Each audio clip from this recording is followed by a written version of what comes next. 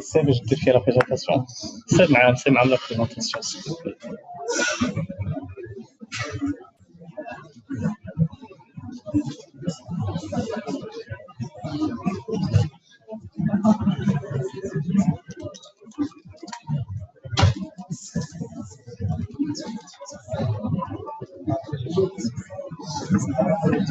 كاين الضوء كاين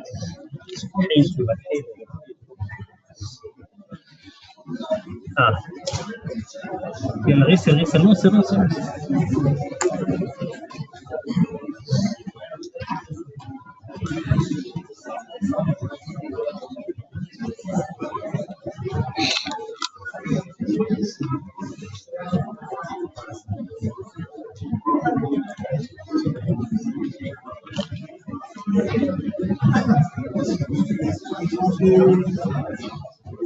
non فاكي دير عليك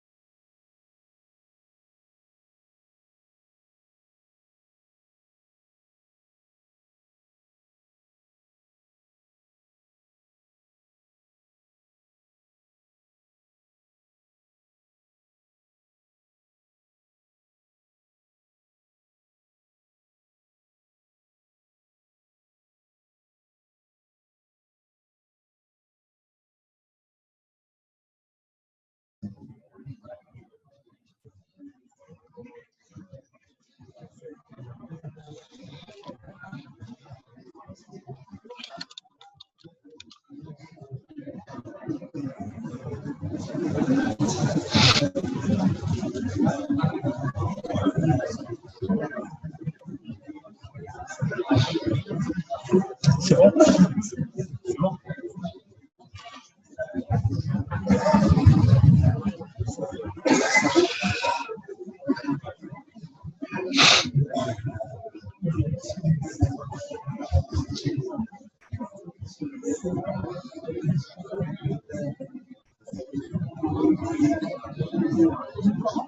Oui.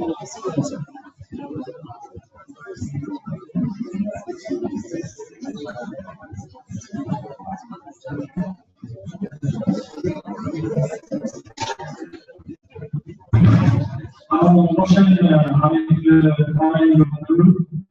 Et là, les éléments, en fait, ce côté-là, donc, on a au site de la DGSN, leur satisfaction sur la cybersécurité en tant qu'atout stratégique et qualifié, en fait, également, surtout pour les pays qui ont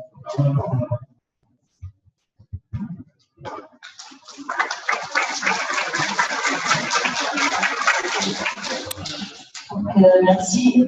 Avant de commencer la présentation, j'aimerais tout de même remercier les organisateurs de cet événement au nom de M. le directeur général de la Société nationale pour l'invitation qui nous a été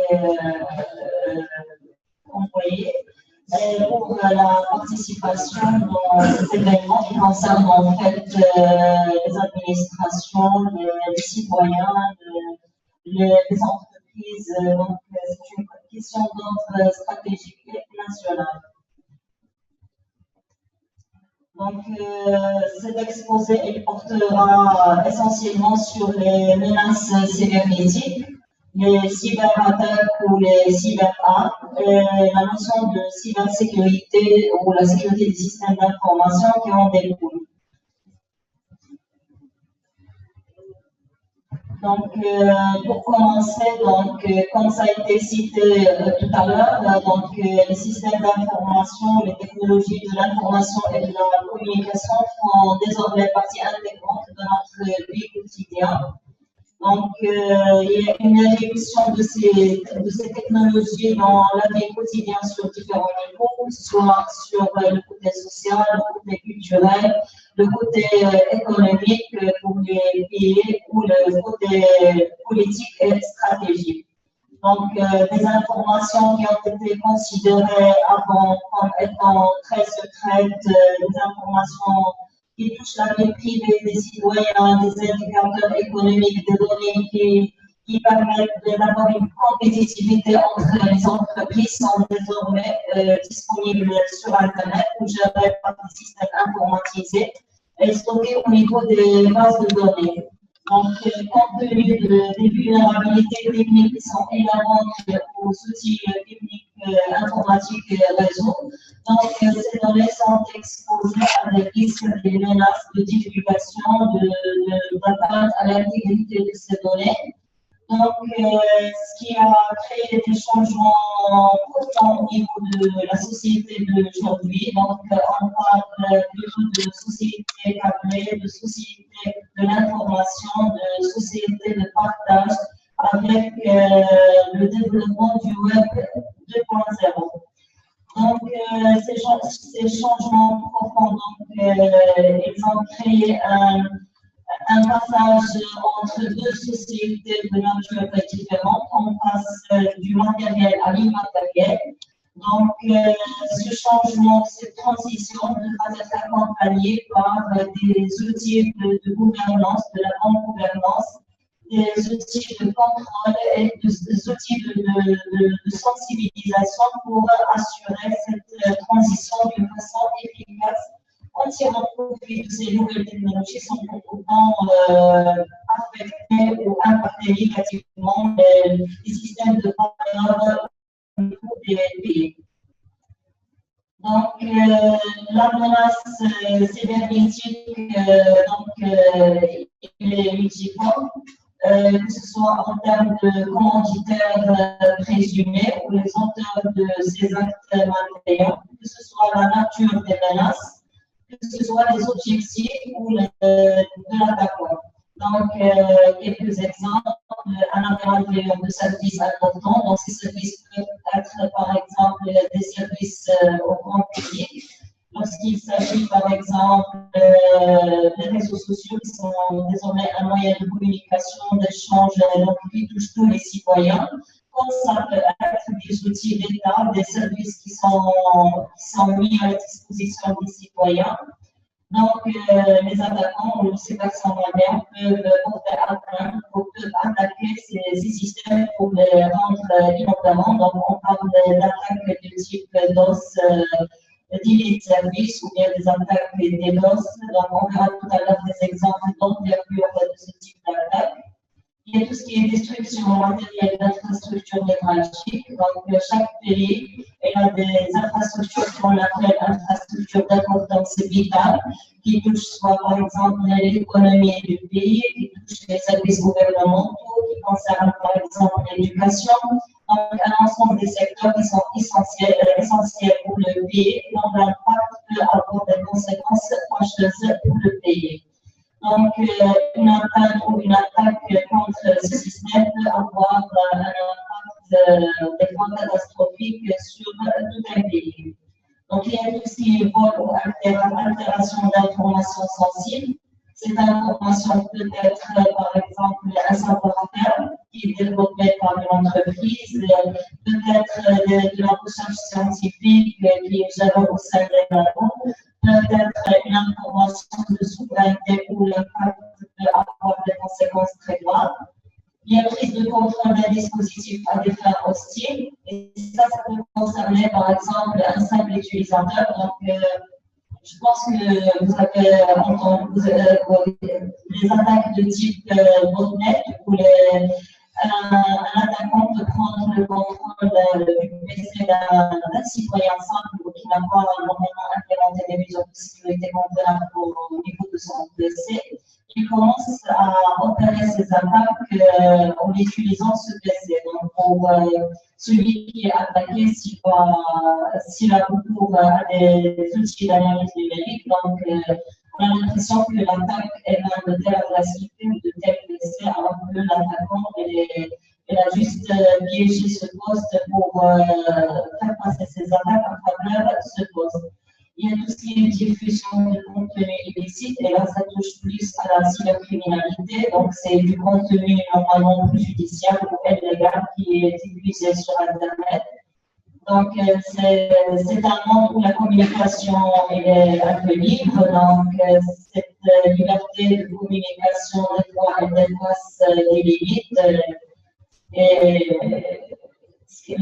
les conséquences ou les résultats, donc on a des vidéos, des photos, du texte qui est diffusé, et normalement tout le monde peut avoir accès à ce contenu. Il y a tout ce qui est atteinte à la vie privée, aux données personnelles, ce qu'on a vu tout à l'heure avec notre collègue, des données pour la protection des données personnelles. Donc, quelques chiffres récents, donc avec les chiffres, ça passe mieux. Donc, le 20e rapport de la société Symantec sur la sécurité des systèmes d'information au terme de l'année 2014. Donc, on enregistre 77 millions de nouveaux programmes malveillants qui ont été créés en 2014. Donc, c'est un nombre qui est quand même énorme. Les programmes malveillants de type ransomware ont augmenté de 113% par rapport à 2013. Ce sont en fait des programmes qui permettent de bloquer, de prendre le contrôle de votre disque dur ou des données qui se trouvent au partage réseau, de les quitter et ils sont désormais inaccessibles pour normalement le propriétaire des données. Donc, pour débloquer l'accès à ces données, donc on demande à l'intéressé une rançon pour payer pour débloquer ces données. Donc, les vulnérabilités de type 0D, donc 24 vulnérabilités qui ont été découvertes. Le problème, c'est que ces vulnérabilités sont publiées sur Internet. Donc, les hackers peuvent exploiter ces vulnérabilités, mais les éditeurs de logiciels prennent quand même du temps pour déployer des patchs correcteurs. Donc, des fois, la moyenne c'était de 59 jours, quand même 2 mois. Donc, les attaquants, ils ont assez de temps pour avoir accès à votre système.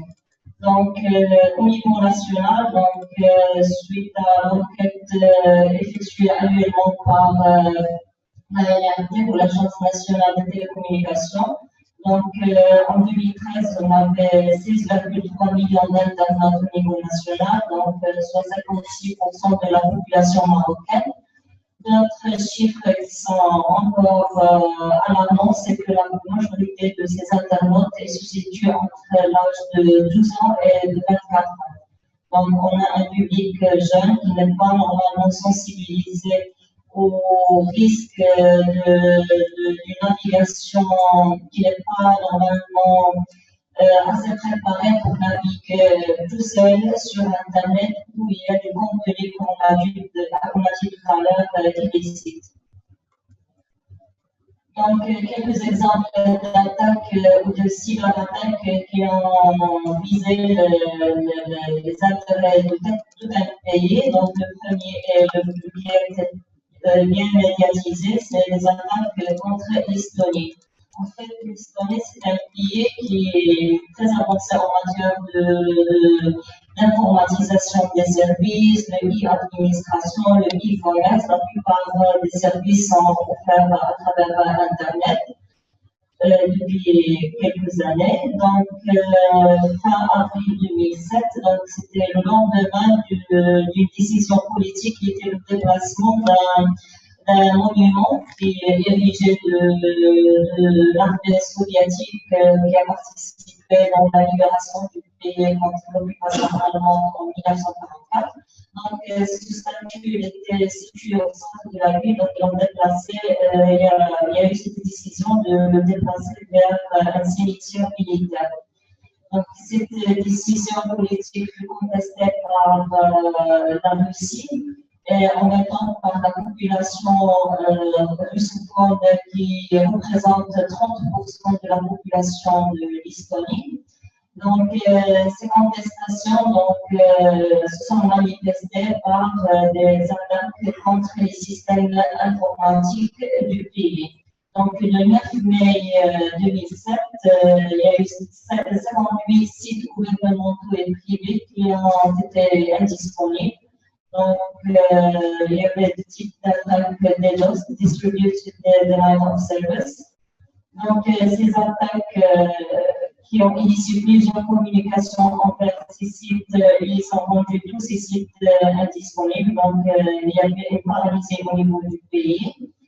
Donc, ce qui est encore plus grave, c'est que ce type d'attaque, on ne peut pas vraiment définir ou identifier le commanditaire, comme on a dit tout à l'heure. C'est des attaques de type qui font appel au net. Donc, mais quand même après analyse, ce qui a duré quelques mois, donc la plupart des adresses provenaient de la Russie. Donc, mais la Russie a immédiatement démenti ces attaques. Un autre type d'attaque qui est de nature différente, parce que là, il s'agit d'un système qui n'est pas connecté à l'Internet, parce qu'on a souvent l'habitude de dire que les systèmes, une fois n'est pas connecté à Internet, donc le risque n'est pas le même. C'est l'exemple de la centrale nucléaire de l'Iran. Donc, c'est un système, évidemment, qui n'est pas connecté sur Internet. Donc, normalement, on a eu recours à social engineering, donc pour le suivi du comportement des gens qui travaillent, qui ont accès au système informatique qui gère cette centrale nucléaire. Donc, il y avait un administrateur qui n'avait pas d'outil informatique chez lui. Donc, on lui a posé une clé USB qui était normalement contenait une arme cybernétique, c'est le virus malware Stuxnet. Donc, une fois il a branché la clé pour voir ce qu'il y a dedans, donc l'attaque l'attaque a eu lieu. Normalement, c'est une arme informatique parce qu'il pouvait parcourir plusieurs PC dans le monde avant d'arriver à. Mais elle cherchait toujours le système cible. C'est une attaque ciblée, c'est-à-dire qu'elle est développée pour un système bien particulier. Donc, une fois que le système a été attaqué, donc ça permet premièrement de désactiver tous les systèmes de supervision de cette centrale nucléaire pour que les opérateurs de supervision ne puissent pas détecter l'attaque. Et il y a des sources qui ont permis de ressortir parce que ce genre d'investigation est un peu secret. Donc, il y a des sources qui ont affirmé que cela a retardé le développement de l'Iran sur le plan nucléaire de 6 mois. Et donc, c'est des attaques de type différents, même le monde opératoire est très différent entre les deux. Le dernier exemple, c'est celui de la France. Donc, la France, normalement, en 2010, elle était chargée de l'organisation des réunions des groupes G8 et G20. Et au cours des échanges avec les partenaires internationaux, donc, ils ont commencé à recevoir des emails douteux qui provenaient du savoir de messagerie du ministère des Finances français. Donc, ils ont fait appel à l'Agence nationale de la sécurité du système d'information au niveau de la France pour mener des investigations. Donc, ces investigations, elles ont duré à peu près 2 mois. Donc, il s'agissait bien d'une attaque informatique qui est normalement, qui datait au moins de 6 mois. Donc, des fois, on n'est même pas capable d'identifier quand est-ce que l'attaque elle a commencé et on peut être attaqué mais en mode passif, c'est-à-dire on n'est même pas capable de détecter qu'on est attaqué. Donc, l'attaque elle a été opérée à cause d'un cheval de Troie, donc type de malware. Et normalement, c'est pour dévoiler les informations que la France préparait pour cette réunion. Donc, ces exemples et d'autres qui concernent que ce soit les sociétés, les attaques entre ces sociétés ou bien les attaques qui normalement essayent d'avoir, qui s'inscrivent dans le domaine du renseignement militaire, du renseignement étatique.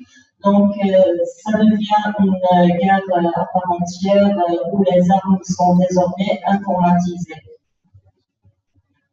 Donc, la question et la prise de conscience, elle a commencé au niveau des pays développés parce que c'est eux qui ont été victimes de ces attaques parce qu'ils ont assez de recul en matière d'informatisation et d'utilisation des outils informatisés. Donc, la question ne peut pas être traitée au niveau de chaque pays séparément parce que, comme on a dit tout à l'heure, l'Internet, c'est un monde où les frontières physiques ne comptent pas.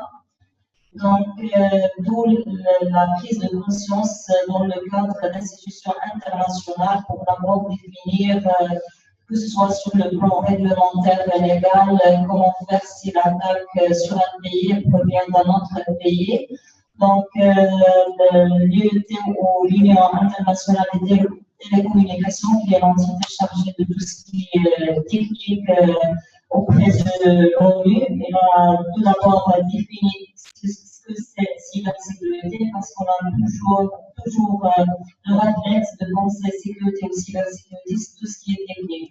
Or, la question, elle dépasse de loin tout ce qui est technique, parce que tout ce qui est technique, ce sont des outils qu'on peut déployer. Donc, même si on déploie autant d'outils techniques, on peut dire qu'on est sécurisé parce qu'il y a tout d'abord le comportement des utilisateurs, il y a la sensibilisation du grand public, il y a tout ce qui est procédure politique, il y a des aspects qui sont plus organisationnels que techniques. Donc, la définition qui a été donnée en termes de cybersécurité, c'est l'ensemble des outils, des politiques, des concepts de sécurité, les mécanismes, les méthodes de gestion des risques, parce que sécuriser, ça coûte très cher. que ce soit en termes d'outils, en termes de solutions, en termes d'ingénierie. Donc, on ne peut pas, par exemple, prévoir des solutions très robustes pour des risques qui sont minimes. Donc, il faut cette approche d'analyse, de gestion des risques pour que les solutions ou les mesures soient en adéquation avec le niveau des risques. Donc, un ensemble des disciplines qui découlent où la sécurité ou la cybersécurité fait appel pour arriver à ces objectifs. Donc, les objectifs, ce sont les critères de sécurité. Donc, les trois critères les plus répandus, c'est disponibilité, intégrité, confidentialité. Disponibilité, c'est le fait de pouvoir accéder à l'information au moment où on a besoin de l'information. L'intégrité, c'est que l'information n'a pas été altérée. Et la confidentialité, c'est préserver l'information qui est disponible pour que personne qui ont droit d'avoir accès à cette information.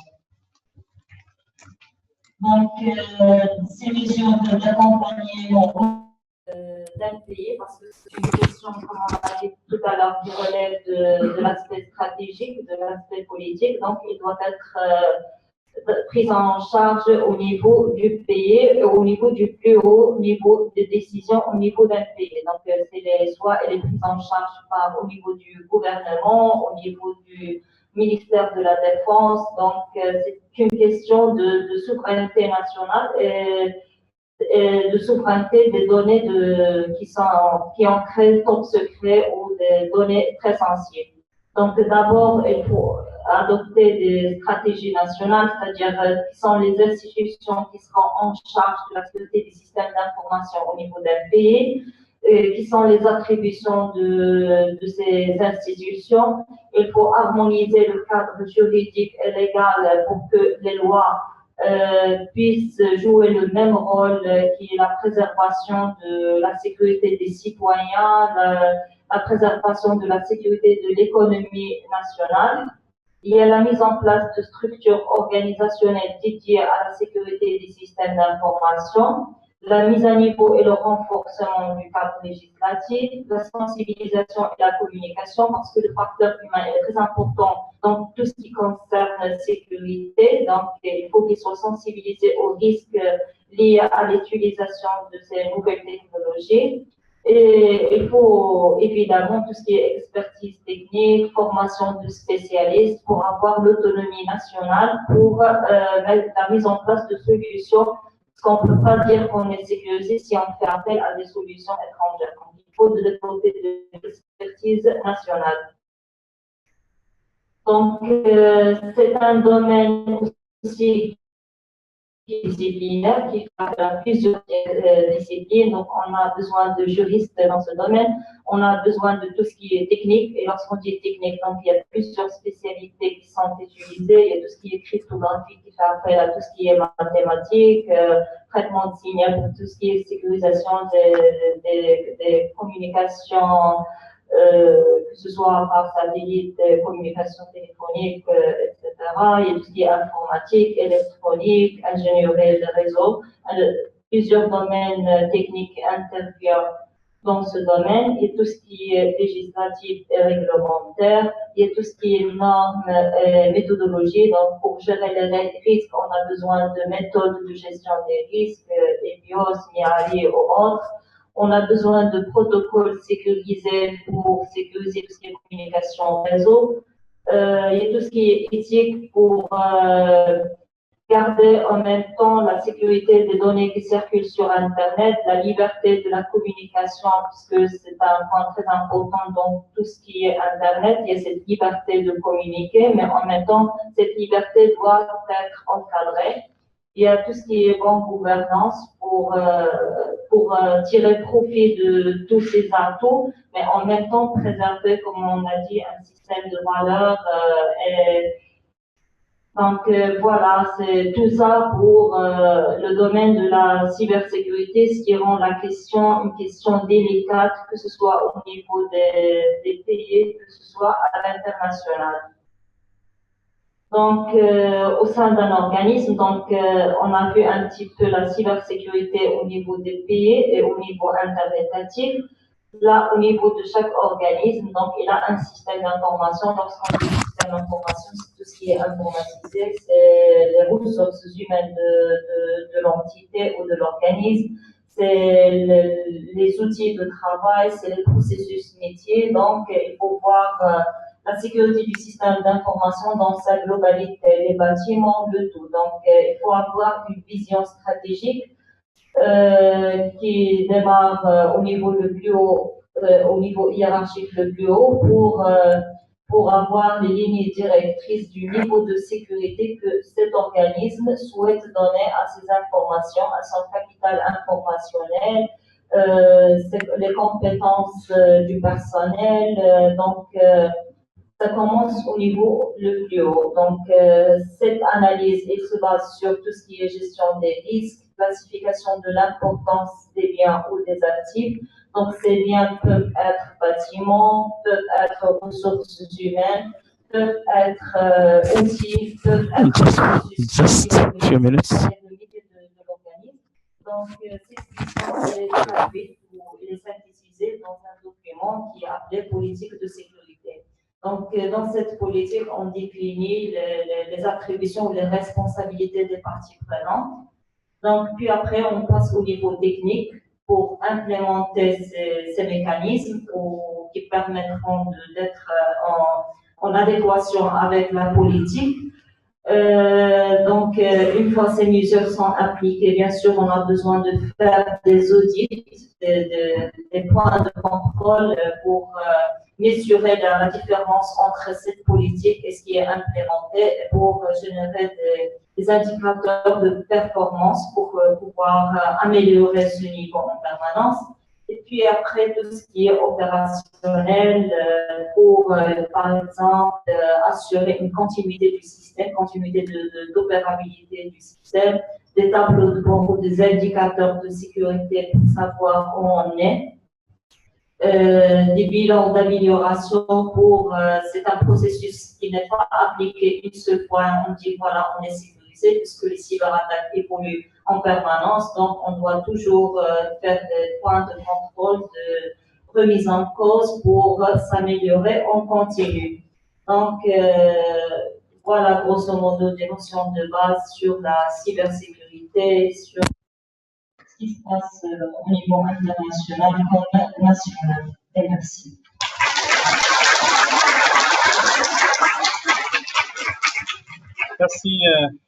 Merci madame. Merci madame pour cette présentation assez riche.